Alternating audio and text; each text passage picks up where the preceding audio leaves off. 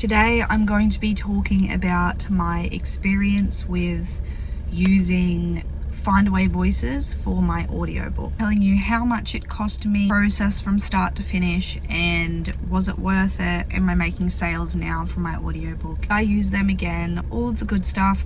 But before we get into it, make sure you subscribe to my channel, like this video, and check out the list of benefits that I have for authors and magazine makers, such as courses, videos, resources on the members section of my website, on the members section of YouTube, Patreon, much more. So I will link all of that below.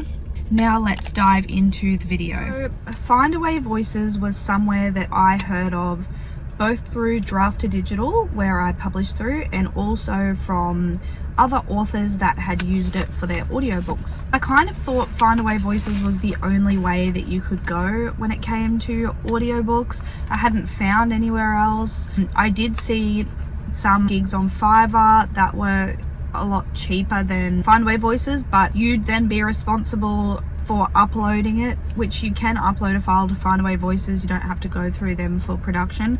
But I just thought it sounded like a lot more hassle, tick off a lot of guidelines when it comes to Findaway Voices as well. If you're wanting your book to be available through Audible and things like that, it will have to be in a certain condition, filmed in a certain way. So I just didn't really want to take that risk with using Fiverr or something like that.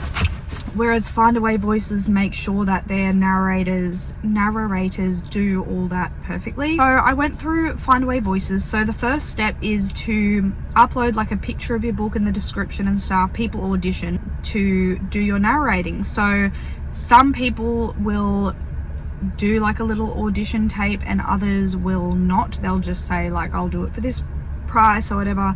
So I did have a girl do an audition and I thought her price was okay, so I went with her, and along the way there were some issues. First of all, it's in American dollars, so remember that. I did not remember that, and then when I got the bill at the end, it was a really big shock. So it's in American dollars. Mine cost, at the time, it was around, I want to say like 1,500 USD, and then they also tack on some like tax prices and stuff like that, and then when you transfer it to Australian dollars, it's like double, even triple, depending on the exchange rate. So when she started it too, the exchange rates were really close, and then by the time she finished it, like 6 months later, the exchange rate changed so much that it was like triple, 4,000 Australian, pretty much 3,000 and something.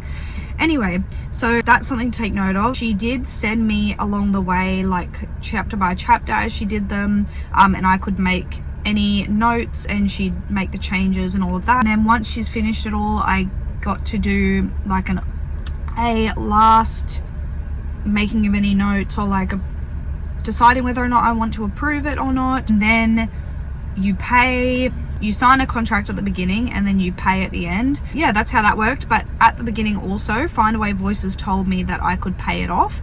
And then at the end, they said that they changed, like the business had changed managers or something, and now that wasn't an option. So I was expected to pay this whole bill before I could get my book. Also download the chapter by chapter as you go, or before paying as well. But obviously you still have to pay. So then after that, Findaway Voices starts distributing it, and this is where we came into some more trouble. So I didn't realize that it didn't go through Audible for like months, and there was an issue. They didn't tell me, I didn't see it. Just went through, like started the processing process, which takes a few months for each of the places they send it through, and they have a list on their website for where they send it through. And so that took quite a while. So I didn't see any money, like any sales, obviously, for a few months. And then Audible was really the one that I really wanted the most, because obviously that's the biggest place people go for audiobooks. And second, that's connected to your Amazon. So I wanted the ebook and the audiobook to be connected on Amazon so that people would see it. And after a while, I wasn't seeing any sales at all. Like I think I got one in like 6 months. So I started doing some looking around, and when I went on Amazon I realized my book wasn't even on there. So then I looked it up on Audible, it wasn't on there either. So then I asked Findaway Voices and they told me that was a problem in the production and Audible wasn't accepting it because of that. And then so I said to them, well, the production was on your end and it was your narrator that made the problem, so I'm literally can't change that. They were like, fair enough, and they went and got her to change it, and then it was finally available on Audible.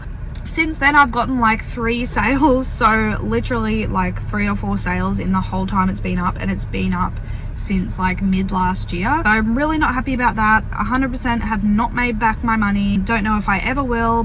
Don't recommend it unless you're a big author already or one of your books is super successful, then only get that one done, I'd say. If I ever do get an audiobook done again, I will be going through Fiverr unless I find another option there that say they are approved for ACX and all of that, and money back guarantee if it doesn't work. That is my experience with Findaway Voices. I definitely won't be going with them again. I've heard other people also say they regret getting an audiobook made. The reason that I was so desperate to get an audiobook made was because I heard other authors talking about how audio is the new way, that's where the money is and all of that, and it definitely was not the case for me. So just thought I would share my story, and in case anyone is looking at getting an audiobook done or going through Findaway Voices. Yeah, and feel free to comment down below and ask me any questions about it or anything I may have missed. I do have a new book coming out very soon, so if you'd like to keep updated about that, sign up to the newsletter on my website and you will be the first to know about any book-ish updates, new merch, and any other exciting things I have coming in the future.